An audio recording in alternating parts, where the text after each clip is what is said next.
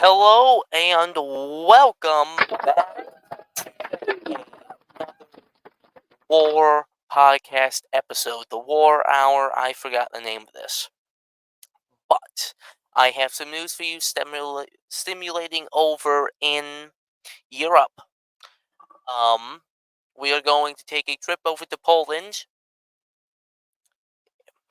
because Europe in pre-war era warns Poland's Prime Minister Tusk citing Russia's threat. Now, Polish Prime Minister Donald Tusk has warned that Europe is in a pre-war era, but still has a long way to go before it is ready to confront the threat posed by Russia. War is no longer a concept from the past, it is real, and it had started over 2 years ago.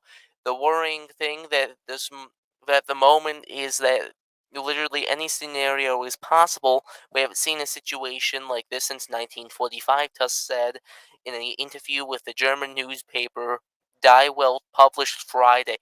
The man had the balls to say that to a German? Hey there, we haven't experienced this threat since 1945, what German people did with the, Adolf Hitler guy.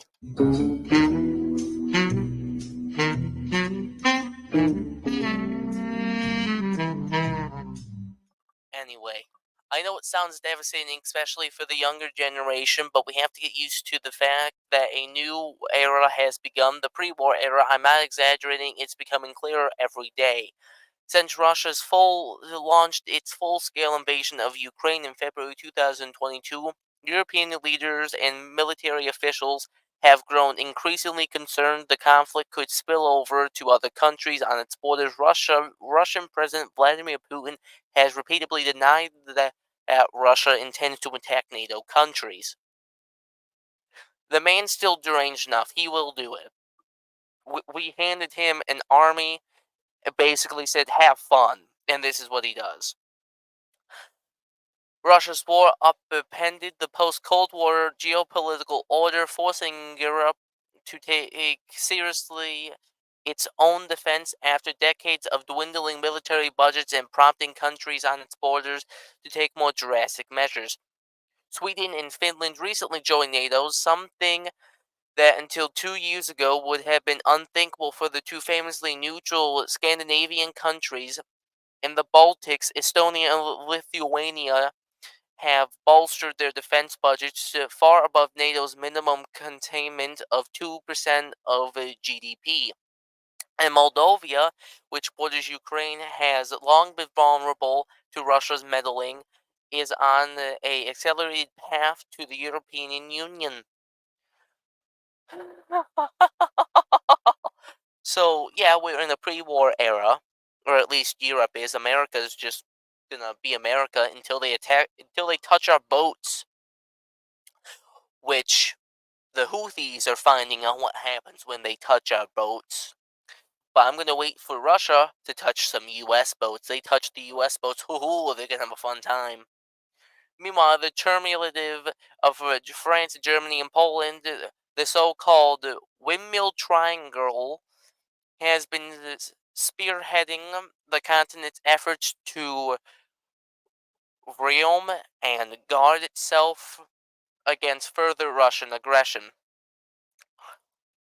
Tusk returned to power after last year's election and has since been trying to haul Poland back into the European mainstream after nearly a decade of authoritarian rule under the populist Law and Justice Party. Poland, sandwiched between Germany and Russia, has long been aware of the importance of strong defense. This year, Poland's military budget was more than 4% of its GDP, double NATO's guideline. It has also welcomed millions of Ukrainians who have fled from the Russia invasion. Oh, so this is over on the Microsoft Start. It's a CNN article that I'm reading, but I'm going to just finish up this article quickly. Last weekend, Poland said a Russian cruise missile aimed at Ukraine had entered its airspace and repeated occurrence during more than 2 years of war and demanded the explanation from Moscow. Despite Europe's efforts to bolster its defense, Tusk said the continent still has a long way to go. He said it must be independent and self-sufficient in defense while maintaining a strong alliance with the U.S. So, buy more stuff. While U.S. President Joe Biden has remained steadfast in his support for Ukraine, former President Donald Trump said last month that if reelected in November, he would encourage Russia to do whatever the hell they want to any NATO member that doesn't meet spending guidelines on defense. Our job is to nurture transatlantic relations regarding of who the U.S. president is, Tusk said. Tusk also warned that Russian President Vladimir Putin could use the terrorist attack at Grosvenor City Hall in Moscow as a pretext to escalate the war in Ukraine. Ooh. We know from the history of Putin using such tragedies for his own purpose, he said, recalling events in 2002 when Chechenian gunmen took 800 hostages in Moscow's theater, Dubagrov theater, and in 2004 when Chechenian rebels took 1,200 children and adults hostage at a school in Belgorod, southern Russia. Putin has already begun blaming Ukraine for the preparation of this attack, although he has not provided any evidence. Obviously, he feels the need to justify the increasingly violent attacks on civilian sites in Ukraine, Tusk said. So Trump's gonna just completely turn a blind eye to all NATO countries that don't meet the spending budget, and I don't even think there's that many. I think there might just be a couple. But who? Jesus. I'm not gonna dive into politics, but I hope that we can remain attached. So, that's what's happening over in Europe. The pre-war era, and from Fox News now. Now, I went to a different article, and there's an ad. Okay. Perfect timing for me to share my screen. This is a Fox News article. I switched over to this so you guys can watch this small video. Yep, okay, here we are. After the ad, I'll give us audio. Sunday. Be with you, Shannon. Okay, so that speech that Chuck Schumer gave on Thursday, he lumped Prime Minister Benjamin Netanyahu in with Hamas as one of the obstacles to peace. He called for new elections there. He said people within the government who oppose a Palestinian state are bigots. And I can only assume he means not only the Prime Minister, but Benny Gantz and others as well. Then our president said this about the speech.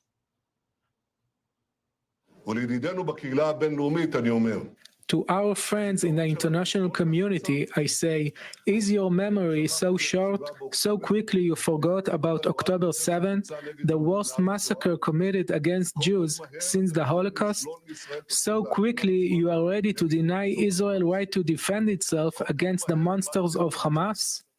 Clearly not our president. But what our president said is he thought that was a good speech and that he spoke for a lot of people. That is Prime Minister Netanyahu's reaction this morning saying, Right. have you already forgotten? Does the president think that Benjamin Netanyahu is a bigot, that he's an impediment to peace, that he should be lumped in with Hamas? These are two men leaders that have known each other a long time, Shannon, and they don't agree on everything, haven't over 40 years. And there are certain aspects to the prosecution of operations in Gaza where we obviously don't agree with everything that Israel has done. But they have a relationship where they can talk to one another, and they do, and they will again.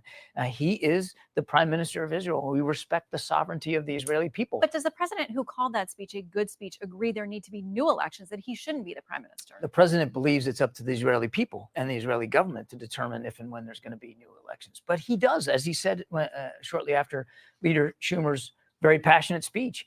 He recognizes that the leader was speaking for a lot of Americans who feel the same way about the way the war is going. We also have concerns about some of the operations and how they're being conducted. We need to make sure that civilians are protected and secured, that civilian casualties come down, that more trucks and assistance get in. And of course, we're still working on that temporary ceasefire to get all those hostages out. Okay, so the president also said this week that there would be a red line he would consider Israel crossing if they went ahead with this invasion into Rafah, which they say they're going to do.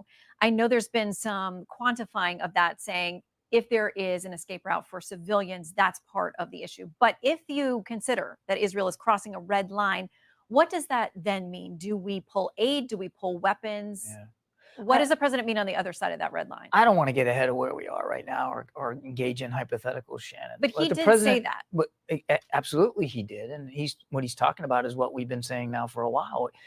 We understand the need to go after Hamas. We understand that there are Hamas brigades in Rafah and certainly represent a viable threat to Israel and to the Israeli people.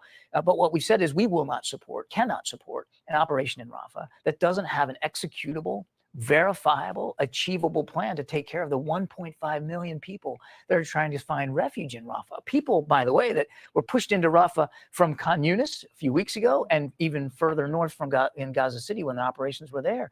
They have to be accounted for. Now, the Israelis will tell you they've got a plan for that, the evacuation. They call it humanitarian islands. We welcome any credible plan to take care of them, but we haven't seen it yet. We haven't seen it yet. Do you expect to get one before the offensive starts? We would certainly welcome the opportunity to get a look at what their plans are before they move into Rafah. And I think it's important for your viewers to understand they have not done that yet. They have not moved into Rafah. Right, correct. Okay, they say it could take a matter of weeks, that it could commence sooner rather than later. That's coming from the prime minister this morning. There's also this issue of the pier that we're trying to build in Gaza to get aid in. Pentagon says about 1,000 U.S. troops could be involved with that. The question is, as we've said, no U.S. troops will go into Gaza. That's mighty close. And so there are questions about their safety and also what happens to the aid once it gets unloaded. Yeah. Here's Senator Marco Rubio worried about that. The only people on the ground with any organization to distribute things are Hamas. So in essence, can they guarantee that we're going to go through all this trouble, put American lives on the line, just so aid can be distributed to Hamas, who in turn will then control it like they've controlled everything? So what are the guarantees that the U.S. troops don't get involved and that Hamas doesn't take everything that unloads off that pier? Well, in all fairness, and with respect to the senator, Hamas isn't the only group distributing aid. There are many aid organizations on the ground that are helping with the distribution of food, water, medicine. But fair to say they get their hands on things. We have been watching this very closely, and we haven't seen evidence that Hamas has pilfered off a lot of the humanitarian assistance in a nefarious way. Nobody's making excuses for them or what they've done to Gaza and the Gazan people and how they put the Gazan people at risk or how they certainly put the Israeli people at risk. Not at all. But there are other organizations that are doing that. I would tell you, we're still working out the details of exactly how the pier is going to operate, the modalities of it, and how the assistance is going to get from the temporary pier, this offshore pier, to the beach. Obviously, we're still going to need ground transportation, and we're working our way through that right now. I want to get to another hotspot internationally. The U.S. signed on to a warning to Iran this week about ballistic missiles and armaments flowing from Iran into Russia in its efforts against Ukraine. As we get word this morning that Russians say that they've taken another key area in Ukraine, a small area in the Zaporizhia region. So it's a difficult stalemate at best there. Now Iran playing into this.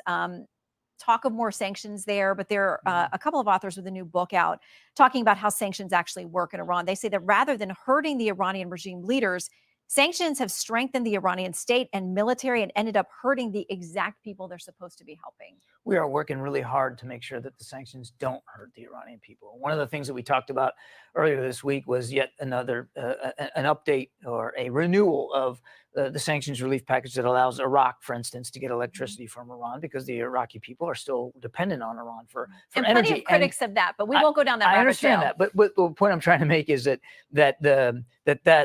sanctions relief doesn't go to the mullahs, it doesn't go to the regime, it does go to the Iranian people. So we are working hard to make sure that as we employ economic measures against the regime, that we're not punishing the Iranian people. We don't have a beef with the Iranian people. It is with the IRGC, it is with the supreme leader, it's with the mullahs who continue to fund and support and resource terrorist groups throughout the region. So, to give a little bit more information, a Russian Defense Ministry is claiming that they have captured the village of Mirn in the Zaporozhye region. Yeah. This follows news just weeks ago of another area that was reclaimed by Avdiivka, Russia. yeah. So, where are we?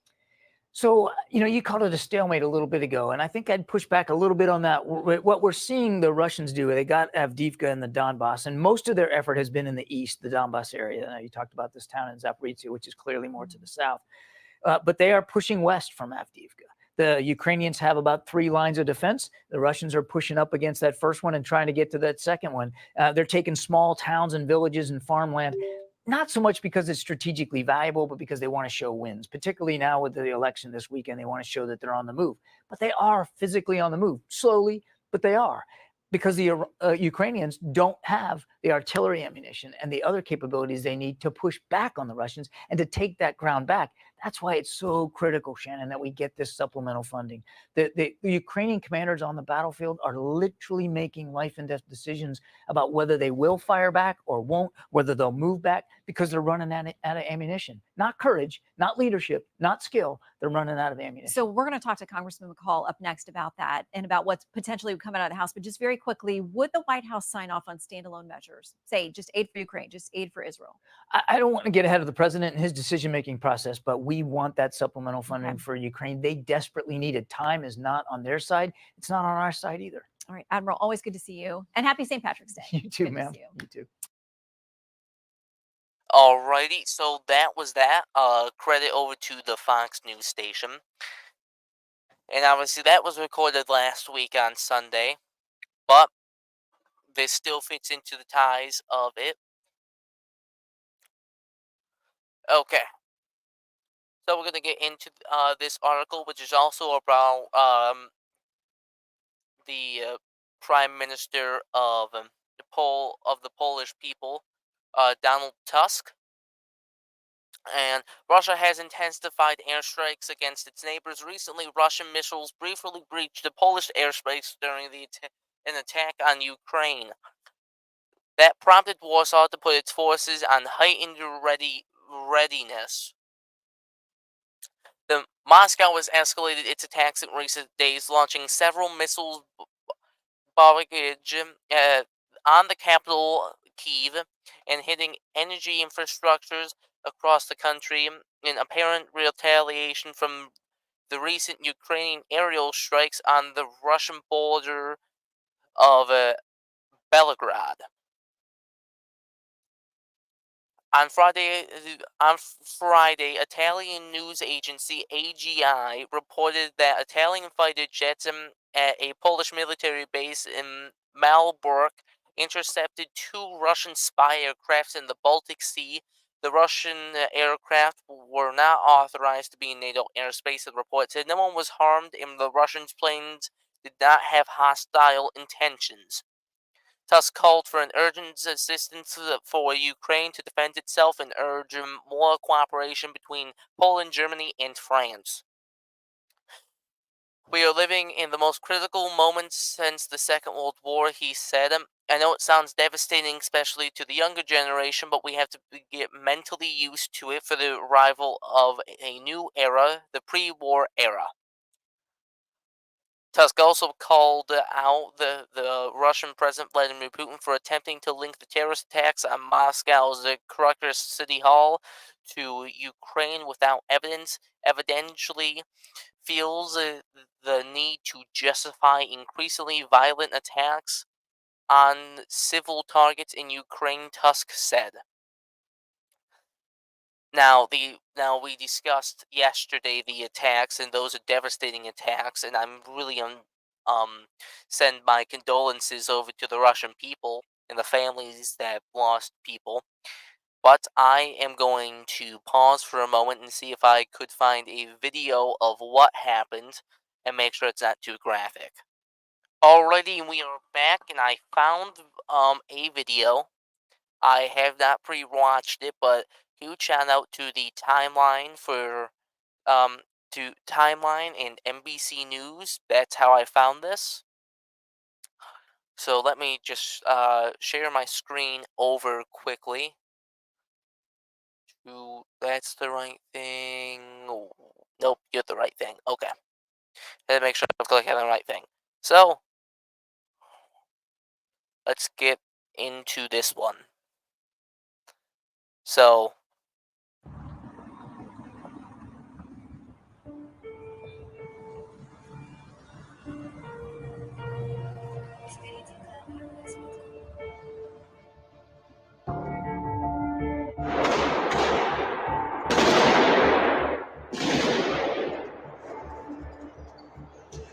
we saw a quick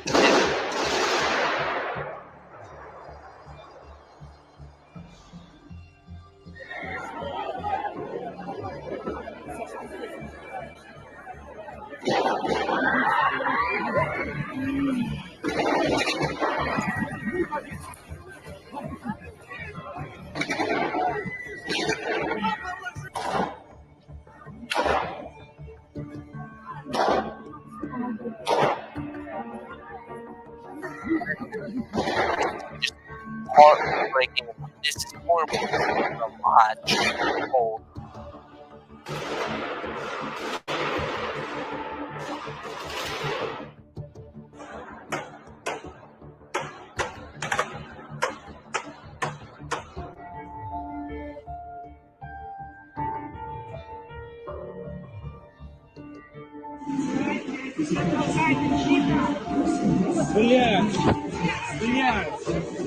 Паника, паника! Паника, тише! Тише!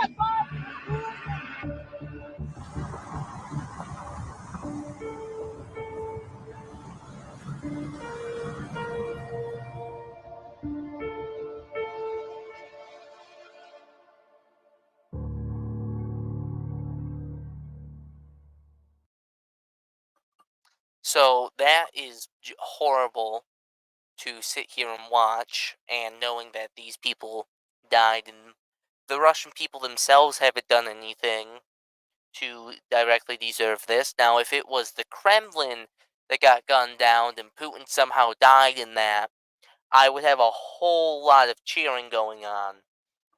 But this is where I end it here. Thank you for joining me.